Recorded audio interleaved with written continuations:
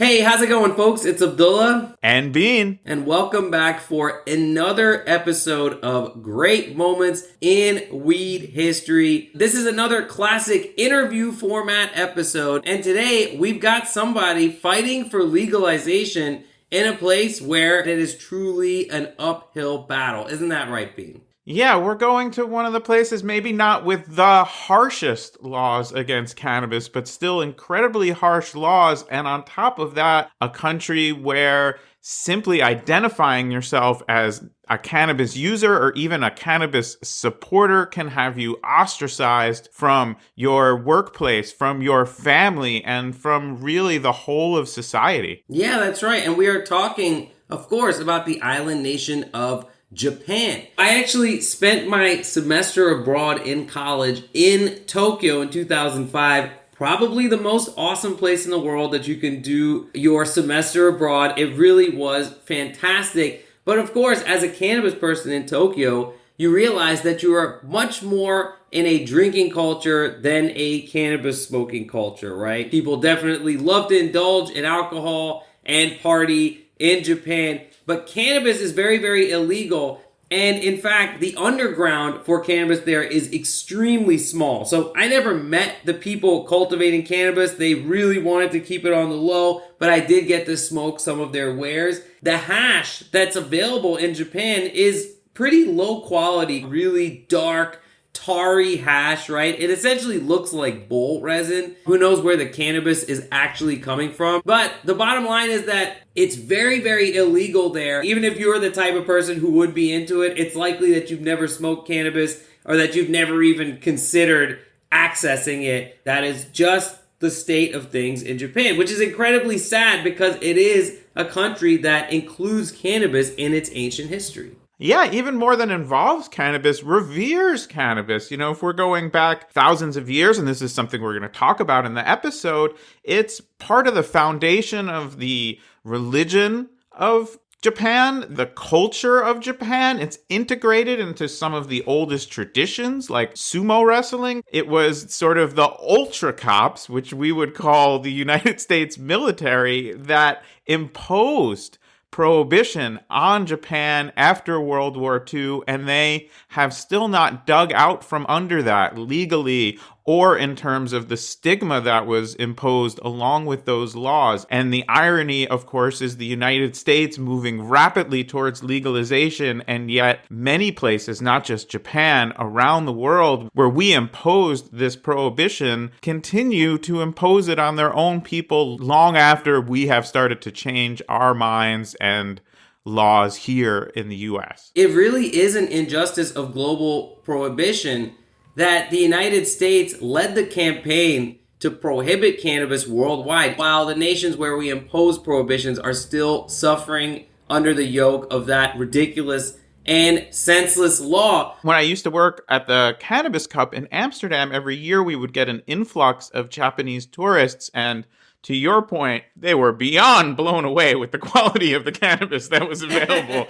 You know, we would also get some people from Northern California who would go into the coffee shops and say, well, you know, I kind of have better weed on my coffee table at home. That was not the response of the Japanese people who I met. But also, you could just sense a feeling of relief culturally, of being accepted into this global community of weed people who would gather for that event, but also just not having to look over your shoulder. You know, the idea that weed makes people paranoid is very strongly linked to its prohibition. And I really think that our mission here on this podcast, our mission as a culture in this moment, is to simultaneously always push against the terrible things that come from this prohibition and also create a vision for people in these places to understand it gets better. There is a world of openness and acceptance of cannabis, and it is going to reach you whether you are in Japan, whether you are in places with authoritarian governments. The momentum is on our side, and anyone listening to this in Japan, just know we felt the same way. We felt that this might not ever change, but we slowly chipped away until ultimately this whole system fell. Yeah, absolutely. And this is part of our ongoing effort to shine a light on the struggles of cannabis activists in places where prohibition is still very much in place. So, Beat and I really would like to continue highlighting people from around the world who are fighting the good fight and who have a harder time than we do here in the United States. And today's guest is no exception. We're going to be speaking with Naoko Miki, who began her cannabis journey in 2010 in Japan while working as a book translator. After translating a book called Love 101 by the author Peter McWilliams, she discovered the awful circumstances around his death. So McWilliams was a vocal proponent of medical cannabis based on his own use to treat pain and nausea due to AIDS, and he was arrested in 1997 by a team of DEA agents just a few weeks after giving a fiery speech in which he condemned the federal government for continuing to persecute medical cannabis patients and providers. A judge ordered McWilliams to abstain from cannabis while on trial for conspiring to, quote, possess, manufacture, and sell marijuana, end quote. Any mention of the plant's medicinal benefits or even California's law protecting medical cannabis patients was banned from the courtroom. So without access to cannabis, McWilliams began a rapid physical deterioration, and in 2000, he passed away on the bathroom floor of his Los Angeles home while awaiting sentencing. Yeah, this is an awful case. This was something that was happening right after California passed Prop 215, the first law protecting medical cannabis patients. And here comes the federal government targeting an individual in California who has AIDS, one of the specific conditions that this law was passed to address. Now, what's fascinating and shows the interconnectedness of this global cannabis culture is that this was the story 10 years later that inspired Naoko to learn more about this plant. And she decided she could put her skills as a translator to work by translating other books about cannabis into Japanese to break the barriers down between these two cultures, literally embodied in the language barrier, but also in the different ways that people think about this plant. She made that information available to people in Japan, and that led her to become a full-time cannabis activist, and she co-founded a group called Green Zone Japan, where she continues to push for an end to cannabis prohibition. In this episode, we're going to talk with Naoko about the long history of cannabis in Japan, and also a case that's currently moving to trial there. So, a celebrated ceramic artist and cannabis activist is currently defending himself in a criminal case for violating Japan's Marijuana Control Act by trying to overturn the law entirely, and he needs your help. Advocates in Japan are asking people from around the world to please sign a change.org petition in support of the defense in this case, and you can find that link in our show notes for this episode. It is both written in Japanese and in English, so you can read it, learn more about the case, sign it yourself. And for anyone in our listening audience in Japan or who knows people in Japan, you can share that same link with them. Yeah, absolutely. And we really hope that after listening to this episode, you'll consider signing this petition on change.org. All right, so before we get into it, we just want to say a huge thank you to everyone who supports us on Patreon. Ever since we became a weekly show, we've been seeing week over week growth, and we just are so appreciative of everybody who's on there. And we've got a new directive, a new effort that we're chasing. We are trying to get 420 supporters on Patreon by 420 this year. Isn't that right, B? Yes, absolutely. You know, it's a big goal for us. 420 is right around the corner. We're going to have all kinds of special programming for you as we do every year. 420 is, of course, the highest of all high holidays. And man, I can tell you from the bottom of our hearts, if we could get to 420 Patreon subscribers by 420, it would change our lives. It would change the trajectory of this show. It would allow us to do even more for you, the listener, and really feel great about having a grassroots support system behind us. More weed puns. Yeah, and fresher weed puns. You know, a lot of the proceeds will go towards even fresher weed puns.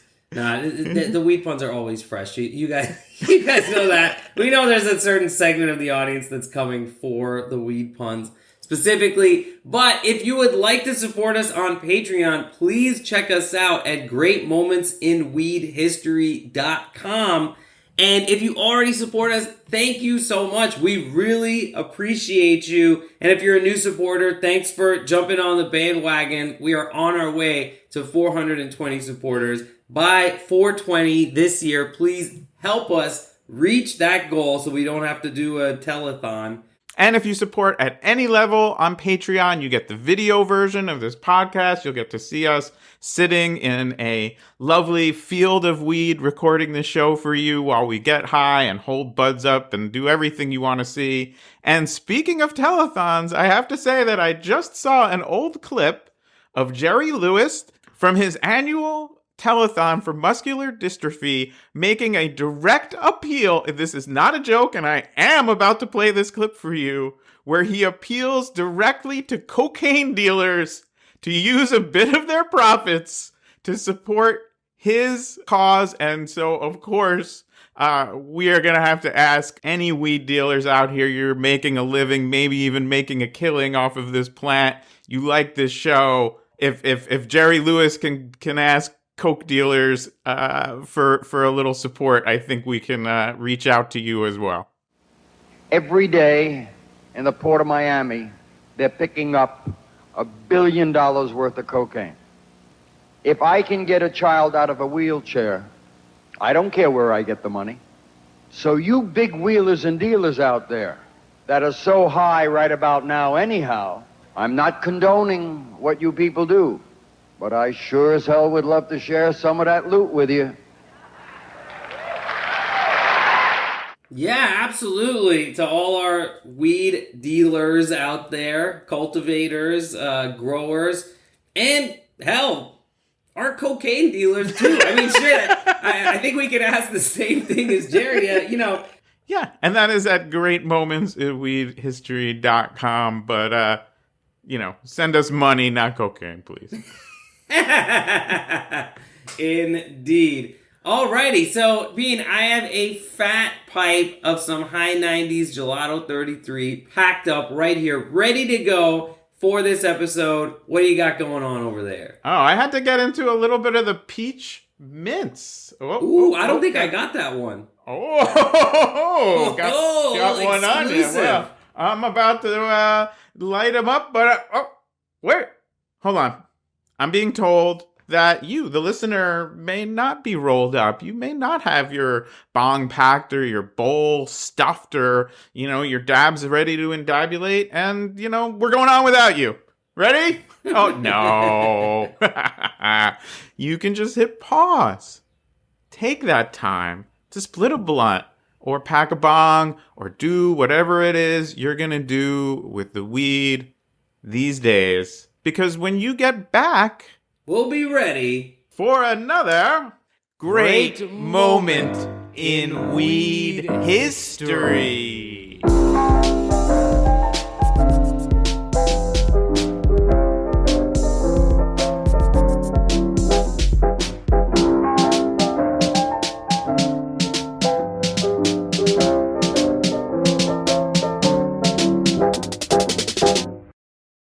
All right, we are here with Naoko Miki. Welcome to the show. Thank you for having me. This is really exciting because, we don't get to hear a lot about cannabis from Japan on Japan, right? So we'll start as we usually start by asking our guests, what is your history with cannabis? How did you first come upon our favorite plants? I'm a book translator by trade, and I first learned that medical cannabis existed when I translated one of the books written by Peter McWilliams. I'm sure you know who he is. And I learned how he died.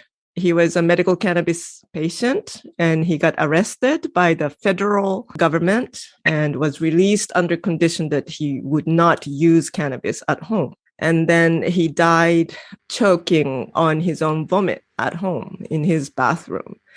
When I heard that, it really angered me. And so the word medical cannabis stuck in my head. And then a few years later, when I started Twitter, I learned that there were Japanese patients with Crohn's disease who wanted to use medical cannabis in Japan. But as you probably know, the stigma against cannabis in Japan is very strong. People's perception of cannabis needed to change for any change to happen. So as a translator, I wanted to do something. So I decided to translate a book called Marijuana is Safer, which was written by Paul Armentano, Steve Fox, and Mason Tvert, yes. Yes. Mason Tvert, the legend of Colorado's legalization law. All friends of the podcast. The Don Draper of pot. Remember these? I'm sure, yeah. And this is the book? Oh, that's the Japanese translation there. Yes. Huh, that's interesting. So there was sort of a little bit of destiny going on here, huh? Do you feel like you found something that resonates with you in the way that cannabis activists like Bean and myself feel like there's a calling in a sense? Cannabis just wasn't in my life. I was very neutral about it. But when I learned this story about Peter, I just thought it was wrong. And I saw no reason that it shouldn't be allowed. I'm married to an American, and I divide my time between here and Seattle. And I've been spending mainly my summers in Seattle. Every year, the gap between how liberal Seattle is about cannabis and how things are here widened. I started sort of feeling that cannabis God found me and started to use me or wanted to use me. That's how I see it. Well, welcome to our club.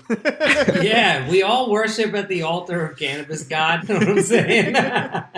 Yeah. And so that to me is so beautiful that you could take that skill that you have as a translator quite literally and sort of figuratively between two cultures. And when you applied it to now translating books literally about cannabis, what was the effect of that for spreading that information in Japan, and how did that affect you personally in your life? The fact that I translated this book introduced me to this circle of activists in Japan, which was a small circle, and I learned what people were doing.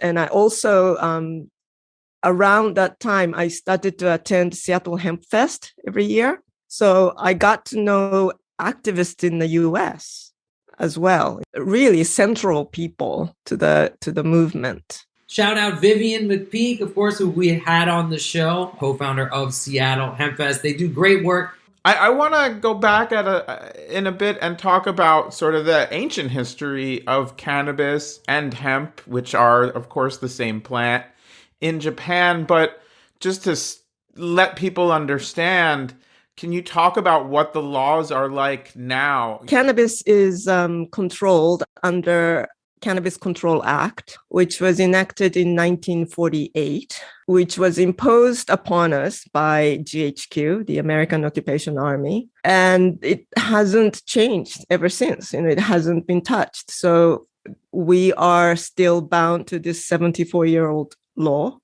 which says cannabis plant, Cannabis sativa L, is prohibited for any use, cultivation, possession, and transfer prohibited for any purpose, including medical use or research, except for a very small number of license holder, and obtaining a new license is virtually impossible. And in terms of the pre-war, ancient, ritualistic, traditional use of cannabis, we know that medical cannabis appears in the ancient Chinese pharmacopoeia, in ancient Middle Eastern and South Asian pharmacopoeia, right? Where does it appear in Japanese history, and for what purpose? Cannabis is believed to be used in since the prehistory era. We call it Jomon period, which started like 10,000 BC. It was excavated from the ruin of that period. So there's archaeological evidence of people using cannabis. Okay, gotcha. Yes. So they were using it for fiber, and seeds. And it was a very important, it was deeply integrated in their lives. It was like that all the way through World War II. Pre-World War II, there were over 50,000 hemp farmers. We wore clothes made from the fiber, ate seeds, made oil, even used it medically. There was a hemp cigarette advertised in newspaper for asthma. There was a tincture called Indian hemp tincture. And there's a tradition of religious use in Japan as well, correct? Yes.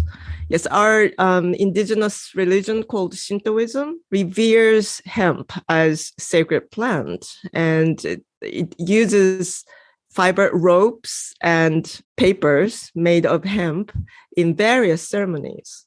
And if you know sumo, our wrestling, the grand champion wears a rope around the waist in the opening ceremony of each tournament. That's made of hemp.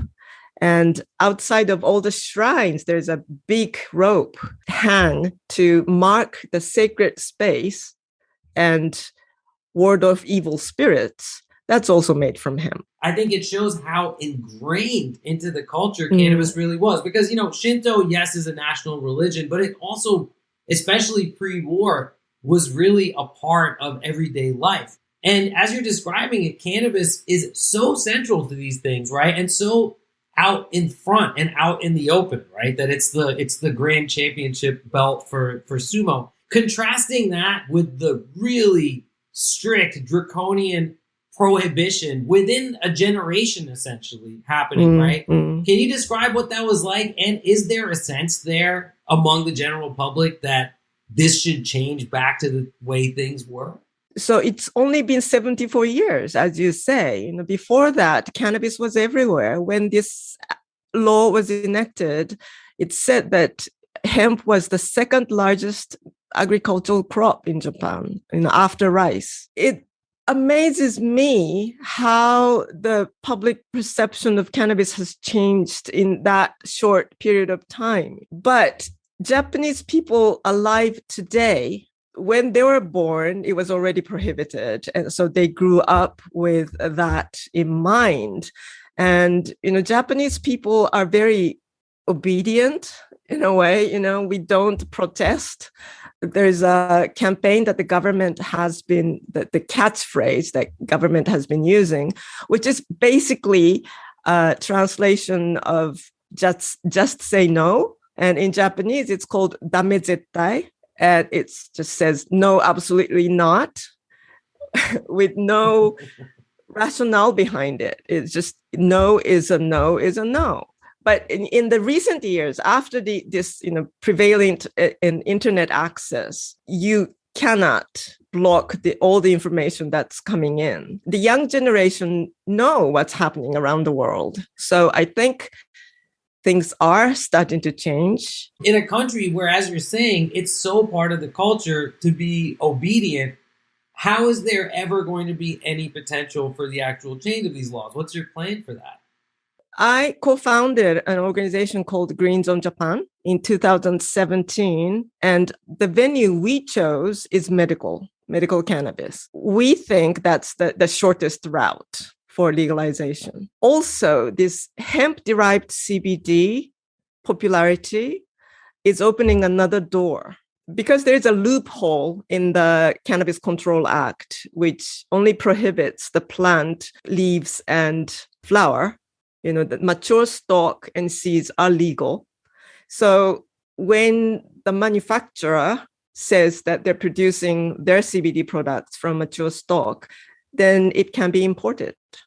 So there are products legally circulating the Japanese market right now, and the market is expanding rapidly. There are various factors that's forcing the government to finally look at the Cannabis Control Act. Last year, they actually formed a so-called Blue Ribbon Committee to discuss these changes. It's possible that the three things can come out of it. One, the legalization of medical cannabis. In this case, medical cannabis refers only to the pharmaceutical remedy.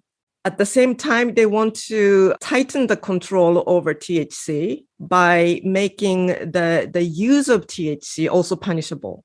Because currently, the use of cannabis is not punishable. The cultivation and distribution and possession are punishable. Okay, so no. I think what you're trying to say is no. This is never. Either it's going to take like hundreds of years, or it's just never going to happen. I mean, I think that's interesting. Like, are you hopeful? Are you individually hopeful about this changing in your lifetime in Japan?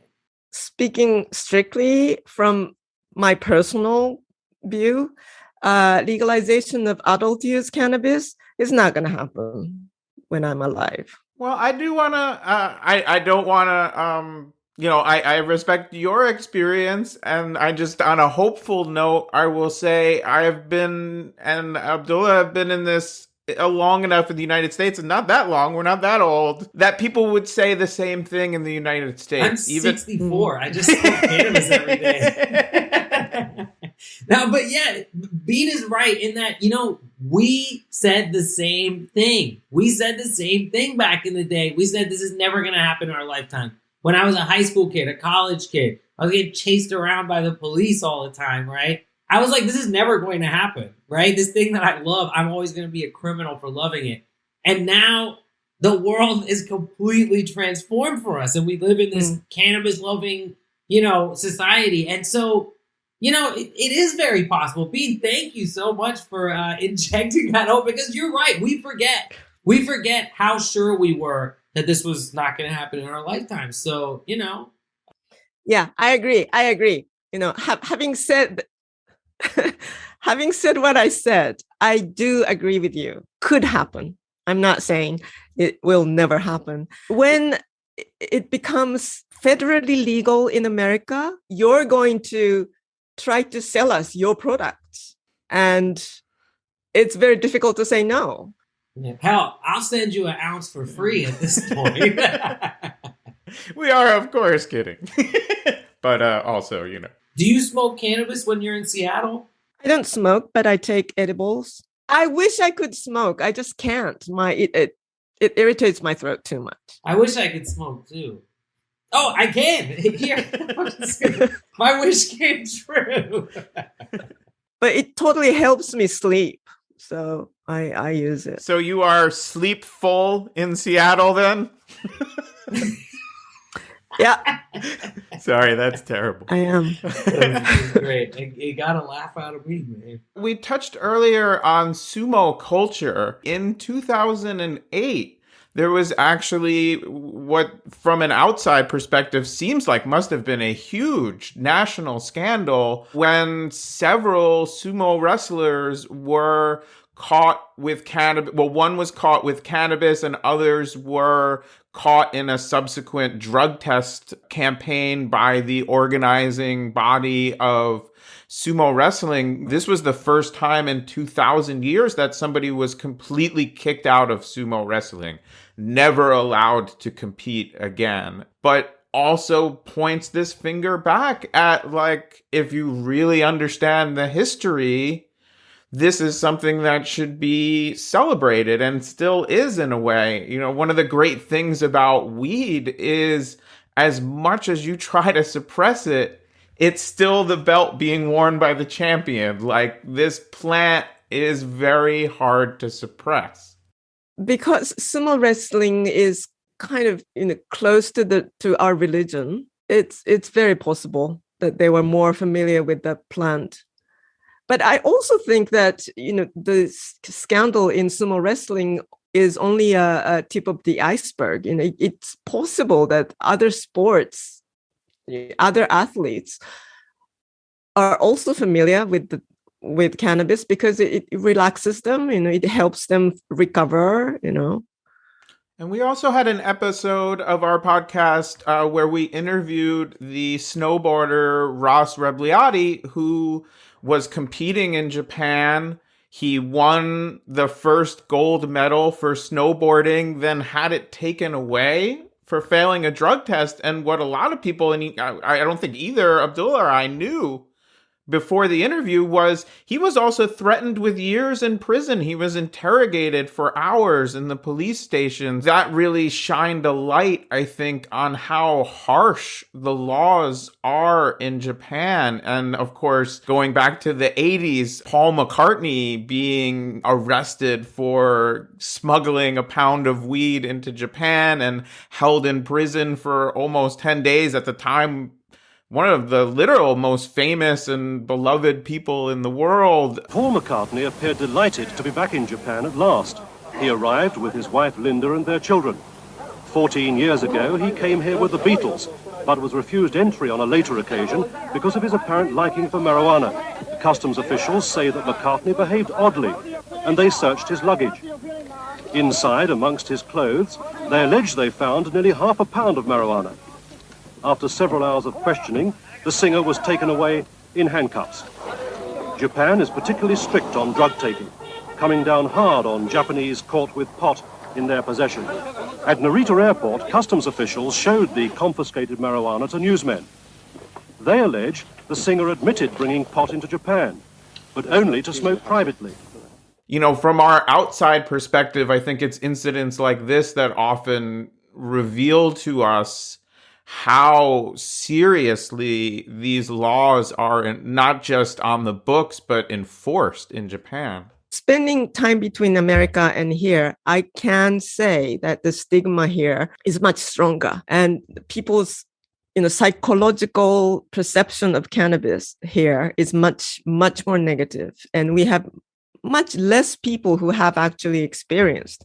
Like in the States, if you're talking to, totally middle-aged people, they've all done it when they're in college, and they might have stopped, but they have experienced it. And so if you're arrested for cannabis-related crime, your career is basically over, particularly if you're in the public light, showbiz or celebrated artists, athletes or artists. You will be not just by law, but you will be judged and punished by society.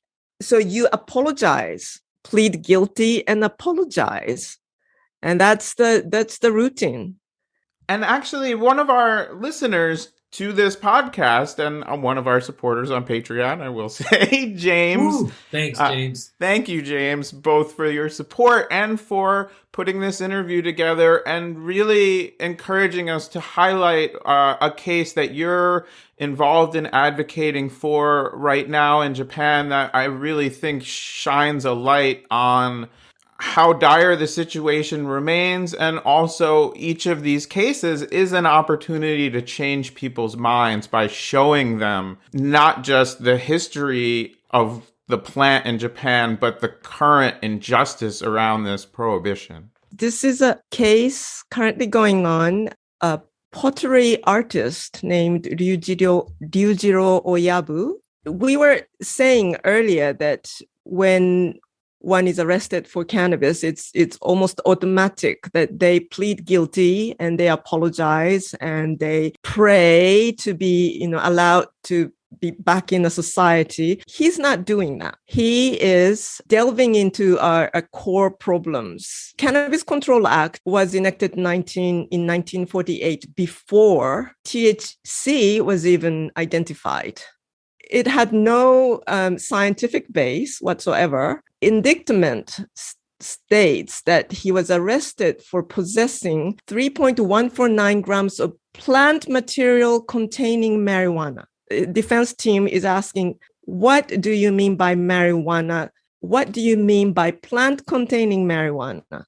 So how much marijuana did he possess? What is he judged for? What it's trying to focus people's attention to is that the law really isn't a base for accusing anybody of a crime. It doesn't clearly say what marijuana is. No one really knows what he's accused of, but no one ever questioned it. I love that the defense is basically like, what is a plant, man? You know what I mean? If you can sort of pull the rug out from under the verbiage of the law itself, that's a really novel and brilliant way to use kind of stoner logic to combat this draconian law. I love that.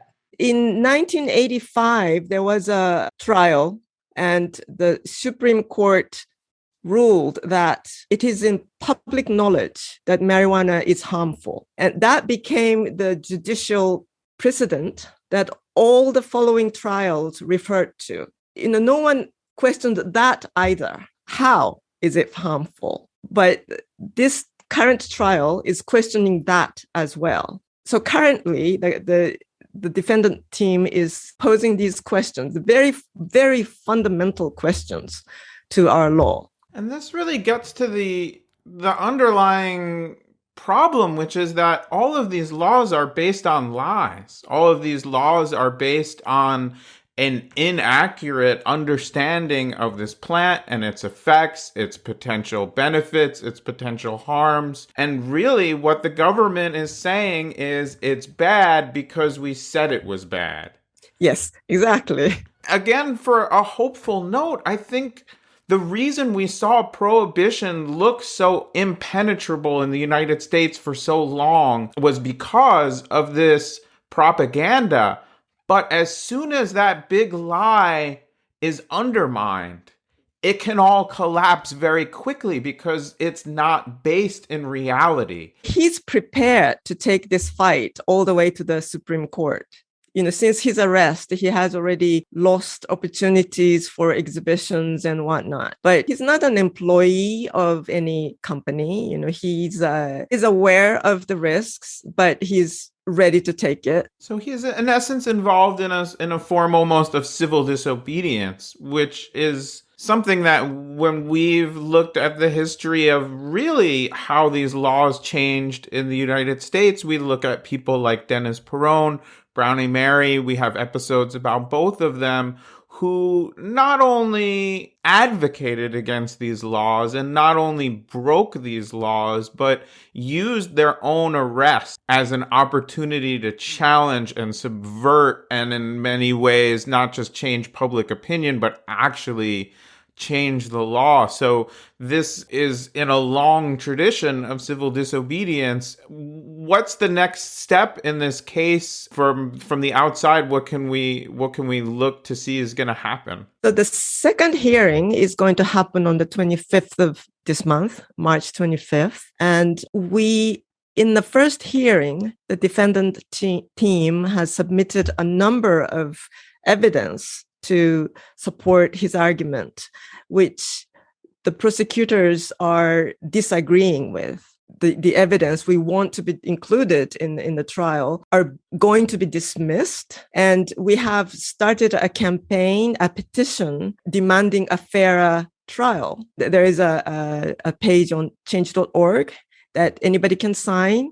So, it would be great if there are many names or foreign names, we can show that the world is watching. They can't hide. Yeah, absolutely. We will include that link in our show notes. So if you're listening to this and you're compelled by this story and want to seek cannabis justice worldwide, please read the petition, sign the petition, lend your support, because this is what grassroots activism is all about. No matter where you are in the world. In the United States, so many state-level legalization campaigns began with a bunch of people giving a shit, and you could be that person in a place that really, really needs it. So please check it out and sign your name. Well, thank you so much, Naoko Miki, for being on the show with us and highlighting a part of the world that we don't often discuss on this show. Thank you so much for having me. All righty. And thank you at home for hanging out with us for this episode of Great Moments in Weed History. We'll see you next time. We'll see you next time. We'll see you next time. We'll see you next time. We'll see you next time.